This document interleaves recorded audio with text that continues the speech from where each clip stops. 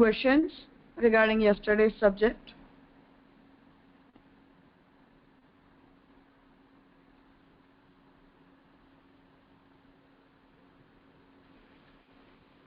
Raja?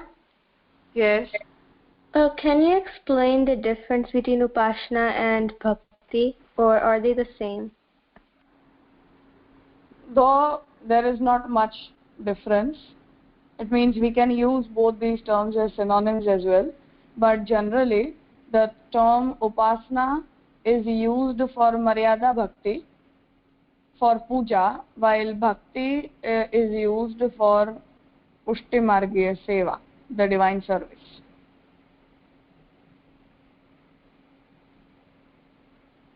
Okay, so is Shrimad Prabhuji explaining the Upasana for Vishnu and Shiv, or is it Bhakti for Vishnu and Shiv?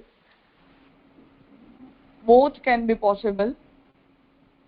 If you are expecting the fruit, then it is Upasana. If you are not expecting the fruit, then it is Bhakti. Okay, Ji Raja. Thank you for the clarification. Anyone else? No need to be very strict regarding both these terms. Even the term Upasana can be used for Bhakti. There is nothing wrong. Intentionally, we need to be clear that what sort of concept we are talking about.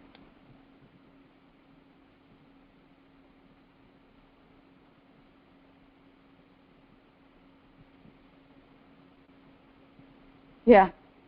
Anyone else?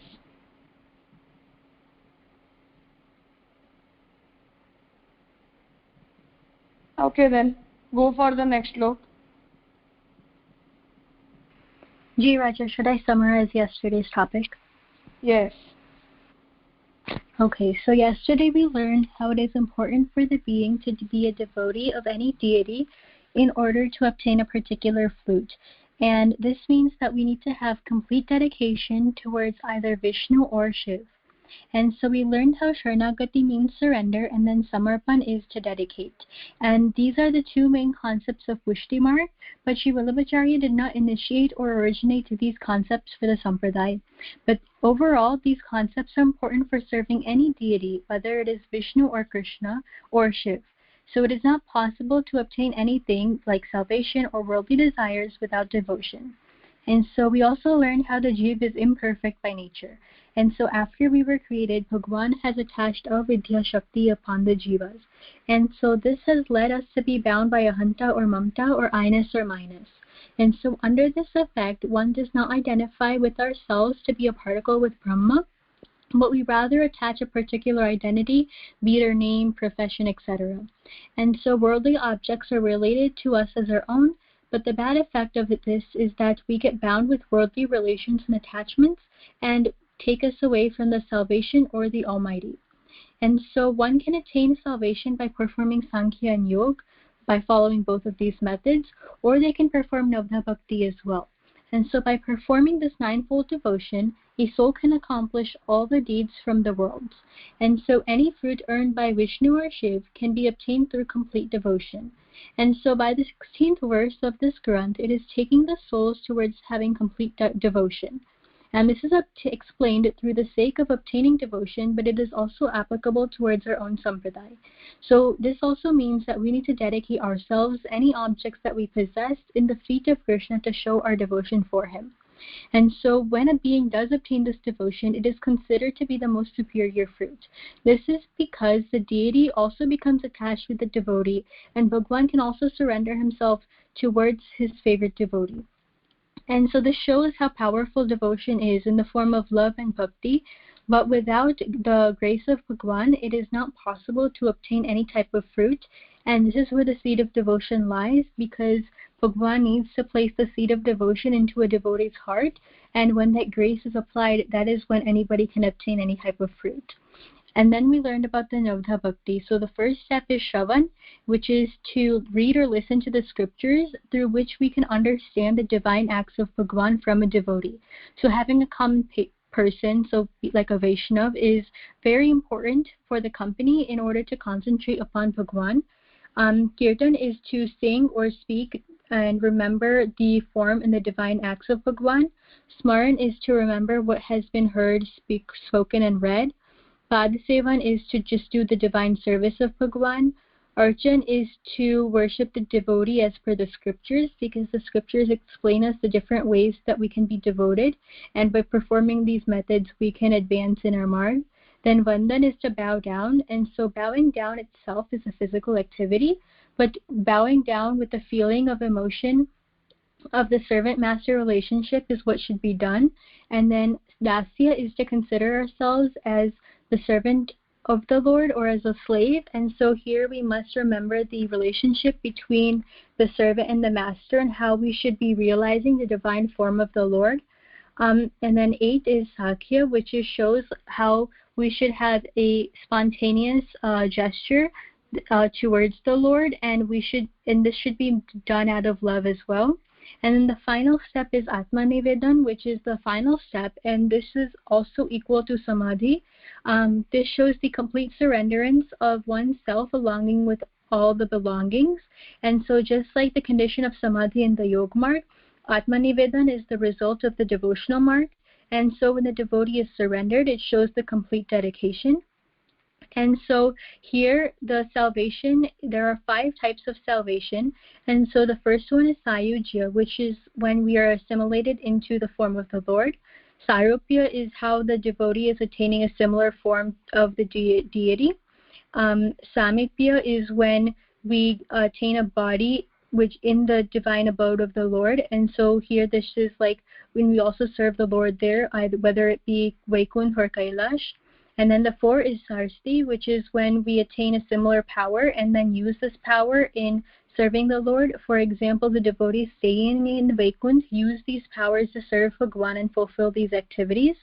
And then 5 is Salokya, which is when a being can attain place in the divine abode of his Lord. And so this is just a physical place in either Vaikuntha or Kailash.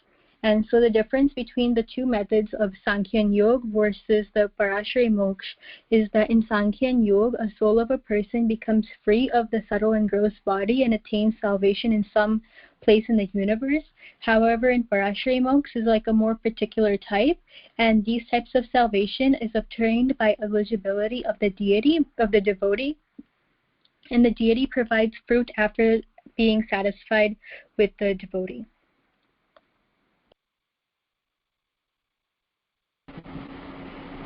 Fine. Yes, you can continue with the next one. Ji Raja. Samarpanena atmano hi tadiyatvam bhavet dhruvam atadiyataya chapi kevalaschet samasrita. So atmano is of the soul, samarpanena is by offering, he is surely, dhruvam is fixed or certain, tadiyatvam is devoted to or bhagvadiya, bhavet is happens, cha and, atadiyataya, a lack of devotion, bhagvadiyata, api then also, chet if, kevala only, samashrita is rightly surrendered.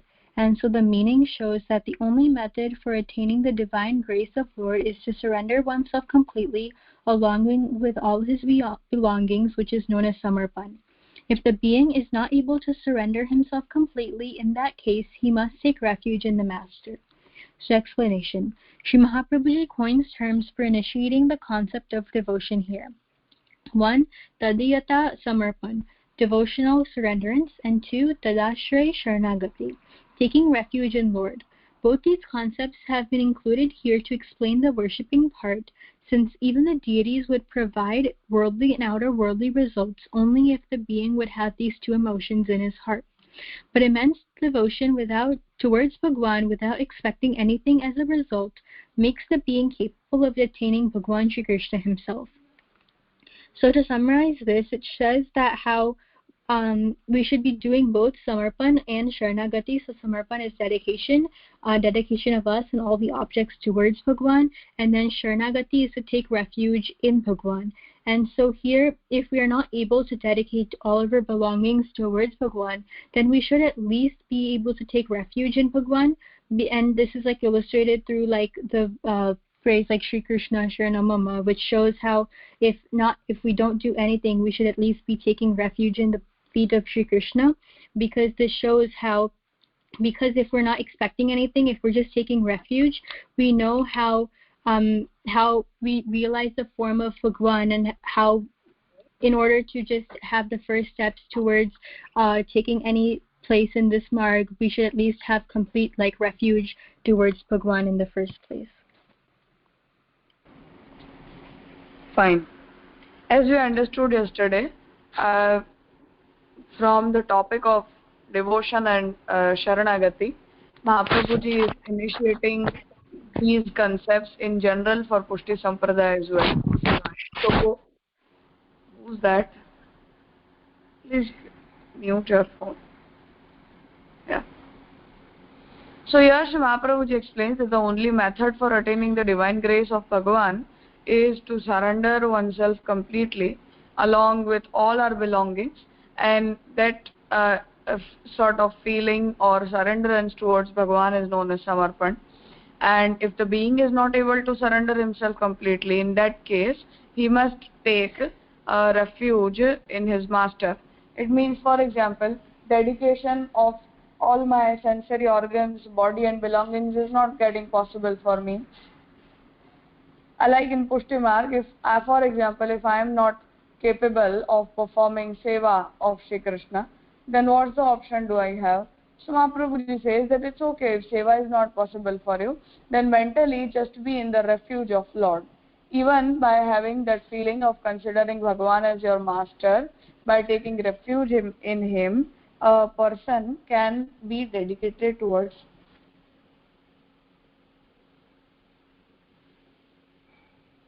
So that sort of surrenderance is also a method. So Mahaprabhuji coins two terms for initiating the concept of devotion here. The first one is Tadiyata, which is also known as Samarpan, the devotional surrenderance, complete surrenderance along with the soul and all the belongings. And the second concept is of Tadashray, which means Sharanagati. It means to take refuge in Lord. So both these concepts have been including here for explaining the worshipping part. It means even if the deities would provide worldly, outer worldly or salvation, any of the result to the being who would have both these two emotions in his heart for the deity. It means, for example, if I am not surrendering myself towards the Shiva, or I don't have the feeling of complete surrenderance towards the Shiva, then Shiva is not going to provide me any fruit.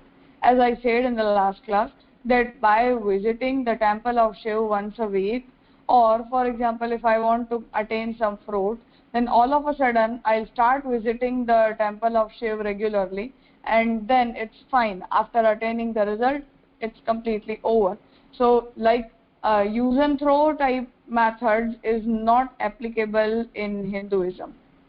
As I said, that it is a big misconception among the people that this sort of worship can work, or this sort of method can work. Technically nothing can work. You need to be completely dedicated towards that deity, the way we are dedicated towards Krishna, that no, we are not going to visit any other temple, we are not going to have the feeling of surrenderance, refuge or worship for any other deity other than Shri Krishna, or we we perform the divine service of Bhagavan Shri Krishna in our house regularly. So all these are as necessary in Pushti Sampradaya towards Krishna. Same way it is compulsory to follow all these methods for Shiva or Vishnu, even if we want to attain any worldly or outer worldly result. So this is what Mahaprabhuji explains, that there is no other way other than being completely dedicated towards the deity or considering the deity as your only refuge. This is the only way you can perform devotion or worship the God, and then you can achieve the fruit which we want to have. So we must understand this very properly, that Mahaprabhuji wants to clarify that devotion, surrenderance or taking refuge in the deity is not the exclusive methods which are explained by Sri Mahaprabhuji. These are very general methods. which have been explained by all the worshipping methods in Hinduism, which is also applicable in Pushti Sampradaya when we want to worship Bhagavan Shri Krishna. The only difference is, what Mahaprabhuji wants to explain is that you are not supposed to expect any other fruit as a result of devotion. That's the only difference. Other than that, even if you want to attain some result, or even if you don't want to attain result, in both the cases, surrenderance and taking complete refuge in only one deity is the most general concept of worship in Hinduism. Any question?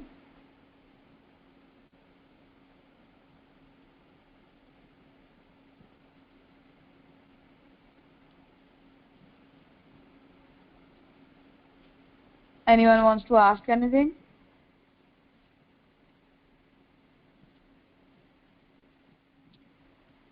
Okay. Continue with the next sloka.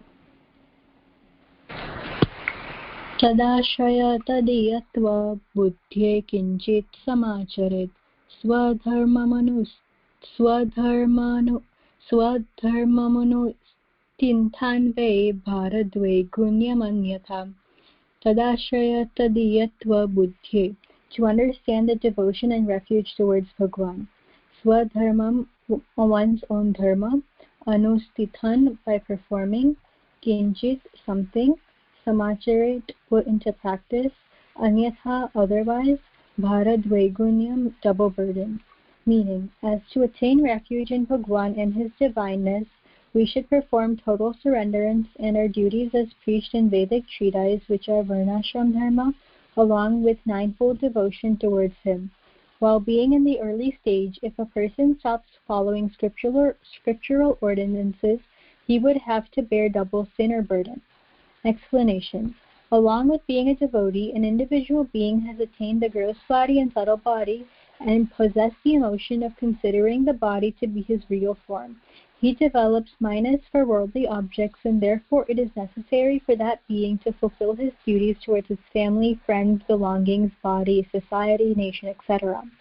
Therefore, the scriptures enlist some basic duties which are supposed to be followed by a being until he gets detached from all these identities and identifies himself as an individual soul and a particle of Brahman. If a being tries to set himself free of his duties, he would bear double sin.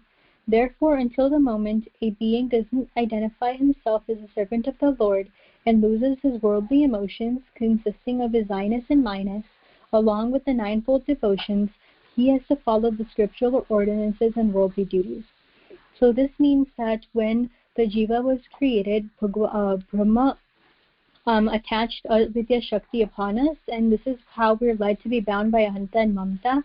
And so under this effect, we do not identify ourselves as a particle of Brahma, but have a particular identity. And so we are related to all of the worldly objects, and the effect of this is that we get bound with the worldly relations and attachments, and this takes us away from the salvation or the Almighty. But here this is saying that this is taking us away from the salvation and Bhagwan himself, but through the process of realizing that we are not bound with worldly things, that we should not be bound with worldly objects, we should make sure that through this process of making sure that and realizing that we are a particle of Brahma and we have an individual soul that is not related to the materialistic world, we need to follow the basic duties which are prescribed in the scriptures, and we should not try to lose these along the way. And so this shows that if we do not follow these scriptural ordinances along with the ninefold devotion, and we do not lose our I-ness and my-ness, we need to still be following these scriptural ordinances, or we will bear the sin of not doing so, as we are not as we're not following the process in order to be free of the world itself.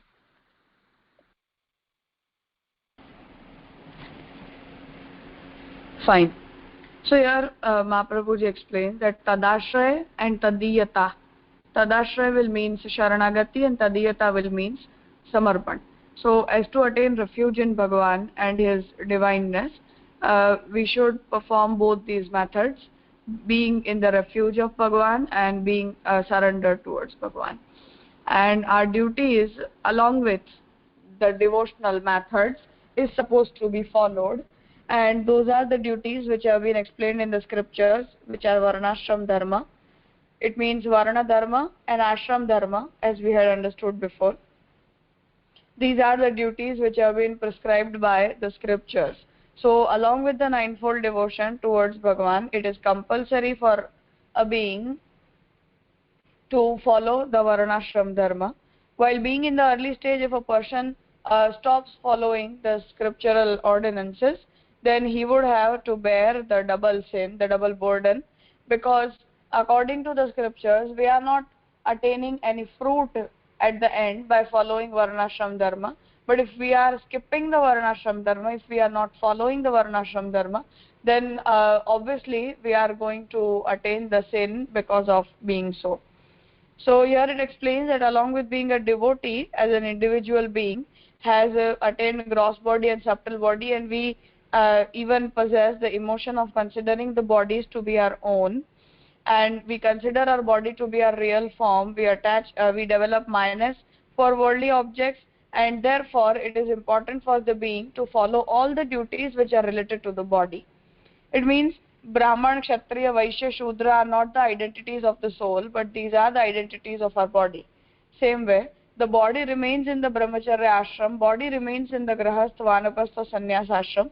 So, it is not so that all these duties are described considering the soul as a form, but all these duties are described to the person as we consider our body to be our own. So all the duties which would be related to our family, friends, belongings, our body, our society, everything is supposed to be followed till the date we don't get detached from our body, or we stop considering body as a real form and realize that our soul is a real form. So scripture enlists some basic duties which are supposed to be followed by a being till the date we stop considering our body as our real form. Until the date we have those identities in our mind, we need to follow all the scriptural ordinances which are provided to our body, and if we are not doing so, then we would be facing the sin for skipping the scriptural ordinances. So though devotion is to be prioritized, it is the utmost duty of any of the being, but along with that it is important for a person to follow the scriptural ordinances as well. What Mahaprabhuji wants to say is that right now it is not the proper moment when we are able to realize that our soul is our real form, and same way we are not able to identify ourselves as just a devotee. For example, right now being a devotee is a very small part of my personality. Along with that, I consider myself a female, I consider myself an Indian, I consider myself daughter of a male and female. Same way, I consider myself a Brahmin. So these are many identities which are a huge part, which consider a huge part of my personality. And considering myself a devotee of Krishna is a very small part of my personality for now. I don't identify completely myself as the devotee of Krishna whole and soul. So what Mahaprabhuji wants to say is that therefore when we are in the first stage of devotion, when we are in the initial stage of devotion, at that time it is compulsory for the being to be dedicated towards Bhagavan, to take refuge in Bhagavan, but along with that it is very necessary to follow the scriptural ordinances as well. We cannot skip those.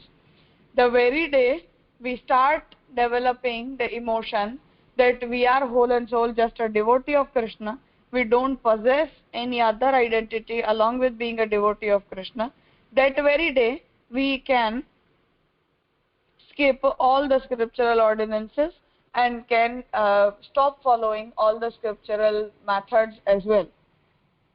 But till the date we don't identify ourselves as a devotee and we have our physical identities attached to us, till that date it is important to follow all the duties which are related to our body.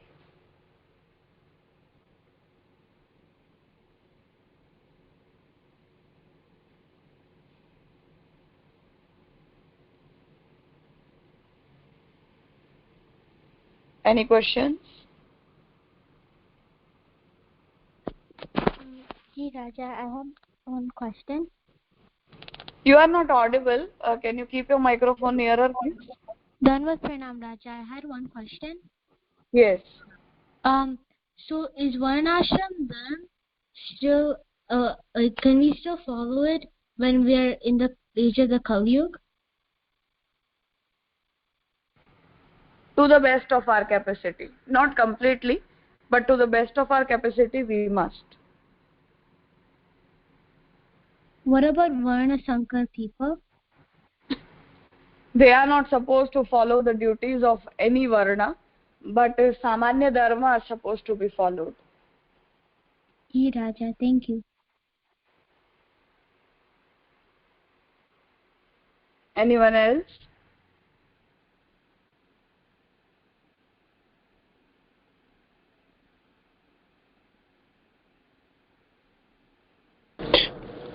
Ji Raja, I was wondering, so when you figure out that your only identity is like a bhakt or like a servant of Bhagwan, is that when like your soul leaves your body and then you like get salvation?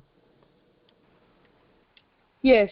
The very day we stop identifying our body as our identity and we develop the emotion that our soul is our real form, that very day a person becomes free from the bondages of the body.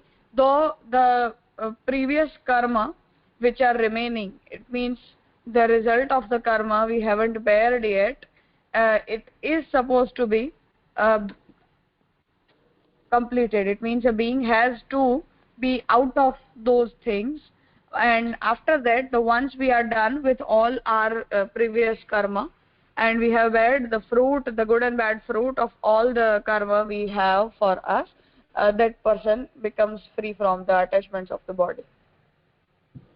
Ji Raja.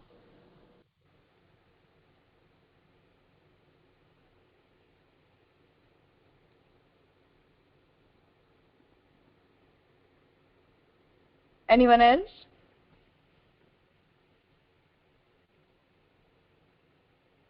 Okay, go for the last look. Ji Raja. Ityevam kathitam sarvam netyajnane brahma punah. Ityevam, in this manner. Sarvam, everything. Kathitam, said. Etat, this. Jnane, by knowing. Punah, again. Brahma, doubt. Na, no.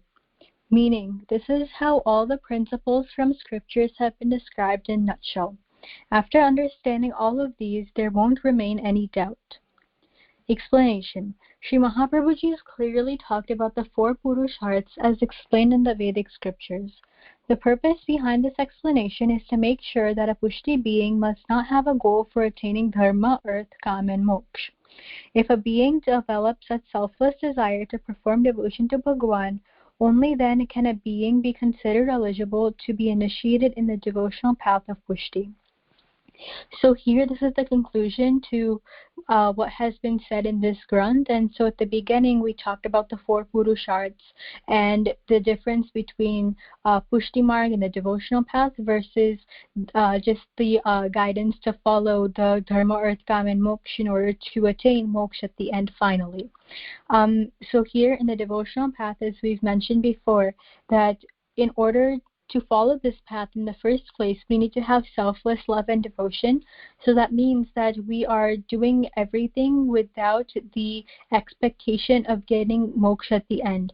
And so this means that without any expectations, only then we will be eligible in order to be initiated into the path of Pushti Marg. Because as we've learned before, like if we follow and want to do devotion towards Shiv, then most likely because of the gunas in our body, like the tamas gun, we will be more inclined to ask for worldly desires or for worldly and materialistic desires and objects. However, if we're following this devotional path, then we will have to have like Nishkam Bhakti, selfless devotion without any expectations, and to follow and to do devotion just for the sake of doing the seva of Shri Krishna himself. And so that is like our main goal.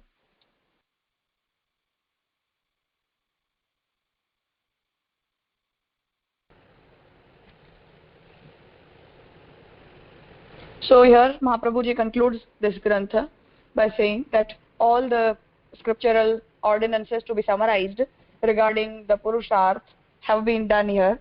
Sri Mahaprabhuji in detail explained the concept of moksha, while dharma, arth and kam are supposed to be understood from those respective scriptures. So what Sri Mahaprabhuji wants to explain is that the purpose behind this explanation is to make sure that a pushti being, for example, if I am initiating myself into pushti marg, or if I am showing my interest towards pushti marg, then Mahaprabhuji wants to clarify that these are not the results which you should expect being here. Being in a pushti sampradaya, a person is not going to attain dharma, arth, kam and moksha. If a being develops such a selfless desire to perform devotion towards Bhagavan, only then a person can be considered eligible to be initiated in the pushti marg. But if we are having any sort of expectation of attaining dharma, arth, kam and moksha at the end of our life, see, all these are parts of our life. For example, even I perform some sort of activity which are related to the dharma. Even I am involved in the activity for accumulating money. Same way, even I fulfill the desire of my sensory organs and the body, though we don't expect salvation. So dharma, arth and kam, all these three purushas are inevitable part of our life. But it is not so that I consider all these three as my ultimate goal. These are not my life goal. The life goal is to attain devotion. Dharma, arth and kam are the part of my survival. Still, we must not prioritize it, but must prioritize the devotional methods only. So it is not so that Mahaprabhuji is asking us to abandon all the methods. We are not supposed to stop our lifestyle, or we are not even supposed to stop the activities which we have been performing in our day-to-day life. But the devotion is to be prioritized, and all the other things are not supposed to be considered as the ultimate fruit. But all these three are considered to be a part of our life, in which devotion is in major proportion and all the other three are in minor proportion. So if such an understanding develops in the mind of any person, then that person can be considered eligible for pushti sampradaya. But if dharma, arth, kam and moksha, if at all these four are the life goal of any of the person, then for that person Sri Mahaprabhuji wants to discuss all the available options here, so that that person can choose his respective paths and must not indulge himself in pushti marg. I hope this goes clear. Are there any questions?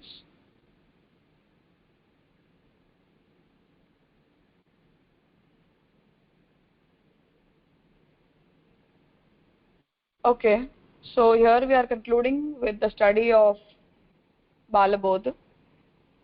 We'll be switching to Siddhant Muktavali after presentation from your side.